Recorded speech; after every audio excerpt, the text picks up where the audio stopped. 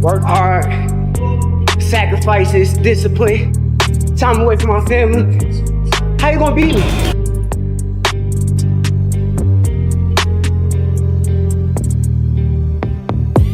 You finna see the champ at his goddamn best of the best of the best of the best.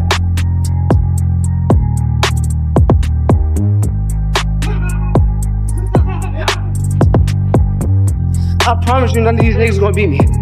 None of them. I'm gonna make an example out of Teo. Said I think we got that today. Control and punch. Speed. Yes. Speed. Good.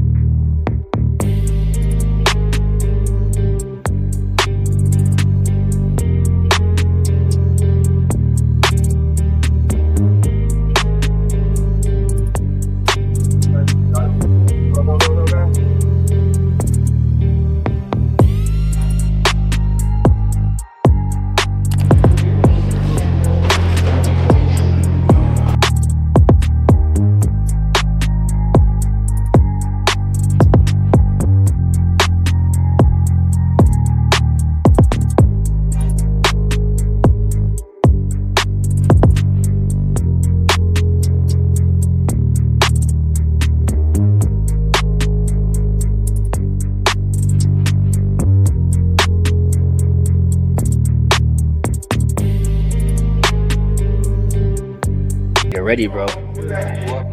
Firing all cylinders. Reaction time there, speed there. It's focused. That's what got him ready. It's focused. Yeah.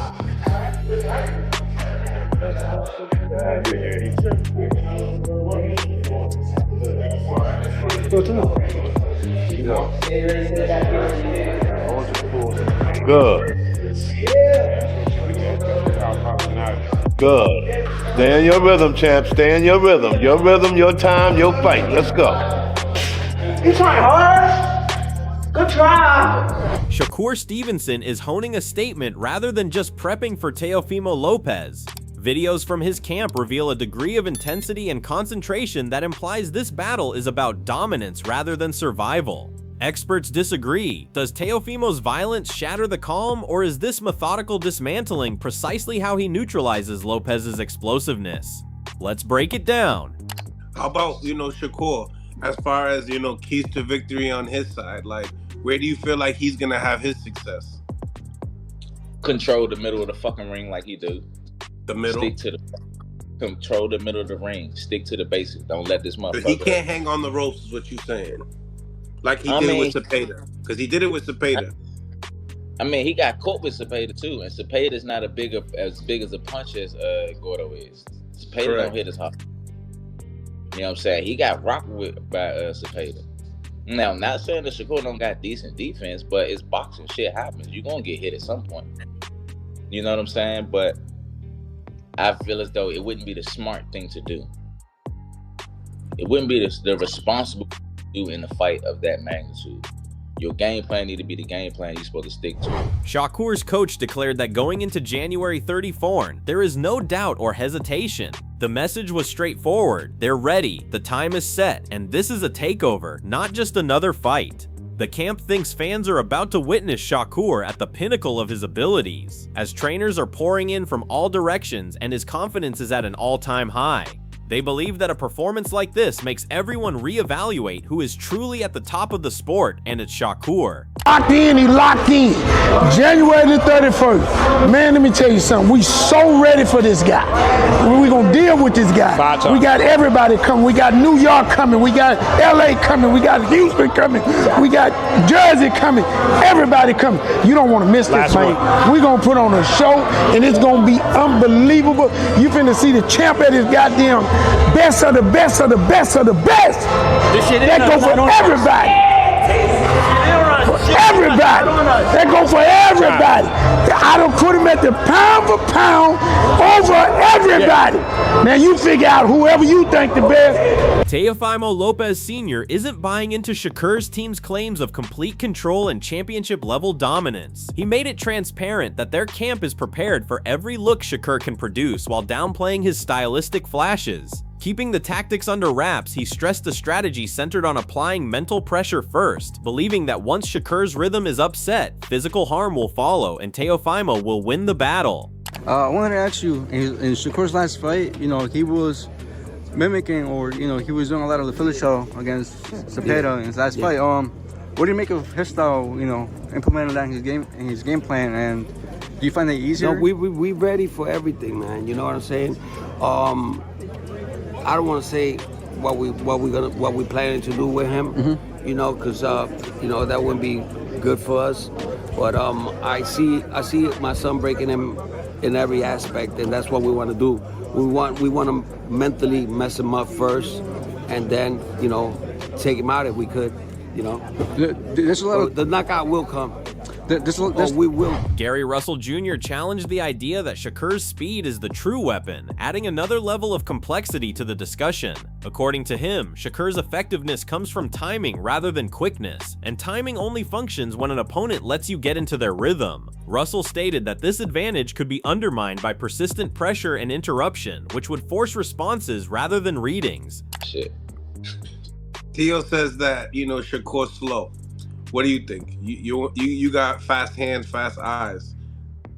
In my personal opinion, I don't think he's fast, if that's what you're asking. I think Shakur has average hand speed. What makes up for it is timing. Shakur isn't like a super fast person, so Gordo's right. He's not fast. He just got good timing. You know what I'm saying? And you can only have timing based upon your opponent's rhythm. So in order for you to time a motherfucker, you gotta be in tune with their rhythm. It's hard for you to be in tune with a motherfucking rhythm when they bringing that shit a certain type of way. You know what I'm saying? It forces you to kind of react differently, so. He explained that if Teofimo is going to win, it can't be wild or reckless. Instead, it has to be pressure with purpose. The idea is to force the action early with structured aggression, not random chaos, breaking patterns and imposing physicality from the start. By the time Teofimo eases off, the damage is already done on the scorecards, leaving Shakur forced to chase the fight and take risks. According to him, controlling the pace this way is the only path to tipping the fight in Teofimo's favor. That's why I say that's the only way that I feel as though that Gordo could win this fight. He gonna have to take it to Shakur. He gotta take it to him. It gotta be controlled chaos, not just chaos. His last fight, the boy that he fought, that shit was straight chaos. I'm in shape, I'm just gonna throw everything. And that's what the last boy that fought was on. You got somebody that knows, hey, this motherfucker, so this southpaw, whenever we do get close, I'm gonna start with this shit and I'm gonna finish with this shit right here. Just physically, because of the way he stand, he gonna be here for this shit. I don't care about that shoulder roll and turn. I don't care about none of that shit. I'm gonna give you gotta deal with the shit that I'm bringing until I feel like letting up off the gas. Now by the time I do let up off the gas and coast, you already down maybe about 4, 5, 6 rounds. I can coast, I'll take off from round or 2. Now you gotta come. Come in this bitch reckless if you want to. It's a big difference. However, Timothy Bradley Sr. broke it down, saying this fight will come down to footwork more than anything else. While punches matter, it's positioning that sets them up, and both Shakur and Teofimo rely on precise movement. He pointed out that Teofimo, in particular, has a subtle pause before he explodes, using twitchy, fast-twitch muscles to drive powerful shots. According to Bradley, that combination of timing and speed makes his offense dangerous, but it all starts with the feet. This fight right here is going to be about feet. That's what it's going to be about. Yeah, Tim, what do you mean by that? Feet. One thing you got to understand about boxing, right, is you can You know, I mean, punches got to be thrown. I get that. You know, you understand that. But it's the feet. The feet is what gets you in position to be able to land those shots. You know, footwork is extremely important. When I look at both these guys, and I look at Shakur's footwork, I look at Teo's footwork, and what I noticed about Teo's footwork in particular is that in order to be able to throw with the amount of power that he has, you know, I've noticed with Teo, there's always a subtle pause before he actually explodes. And Teo's a guy that likes to explode into contact, like to explode into his opponents, man, to land his offense. You know, fast, you know, twitchy type muscles, you know, fibers, you know, he's extremely fat. He added that Shakur's mastery of distance will be key against Teofimo's explosive style. By controlling positioning, Shakur can neutralize Teo's footwork and force him to fall short on punches. Bradley noted that Shakur's sharp eyes and anticipation allow him to step out of range just as Teofimo commits, often leaving his attacks ineffective. He also pointed out that Teo tends to focus on body jabs, but Shakur's movement and timing could make even those miss their mark. However, he's in there with a guy that is a master at controlling distance.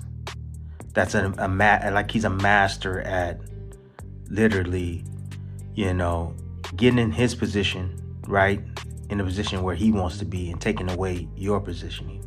And with doing so, he takes away your feet, you know, and that's why I think feet are going to be extremely important in this. You know, if you can keep your opponent off balance. For instance, let me just give you an example. It's like Teo explodes. There's a subtlety before he explodes with his offense.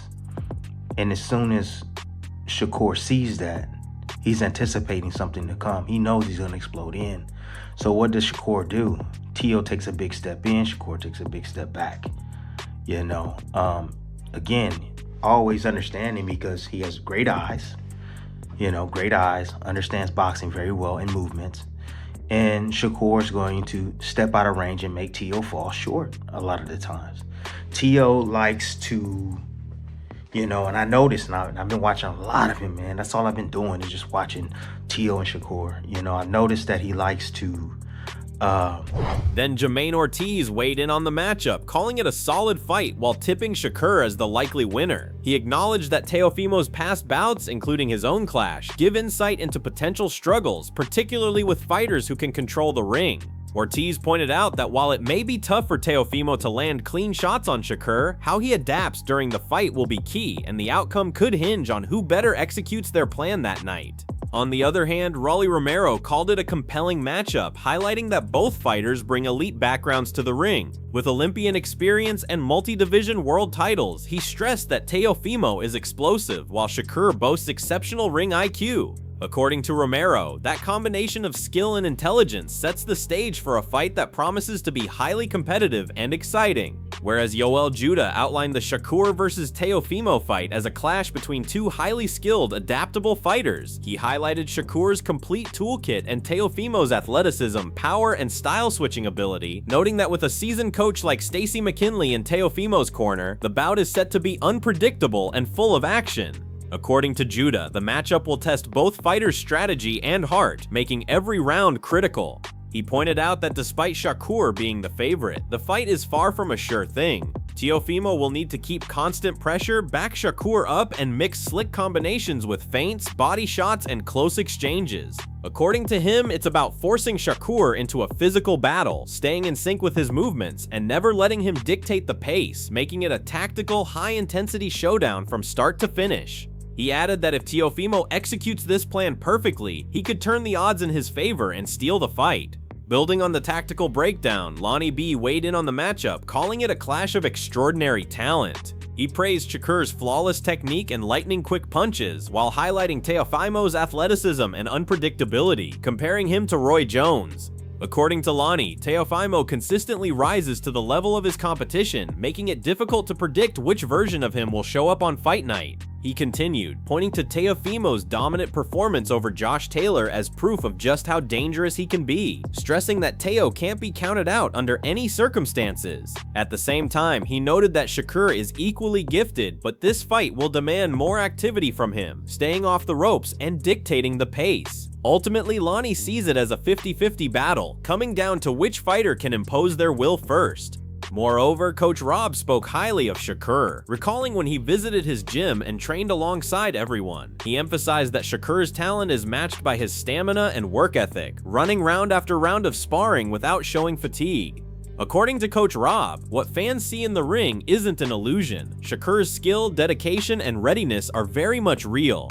He added that while Teofimo earns the edge for explosive athleticism, Shakur's defense and ring IQ are elite, making the matchup incredibly balanced. How the fight unfolds depends on their strategies. Teofimo can make it a grueling night or an easier one for Shakur, while Shakur can either stay defensive or use his movement to control the ring. Despite Shakur's brilliance, he's often underrated in discussions about top fighters of his era, largely due to the level of opposition he's faced. And then Ben Whitaker added his perspective, praising both fighters for their skills and versatility.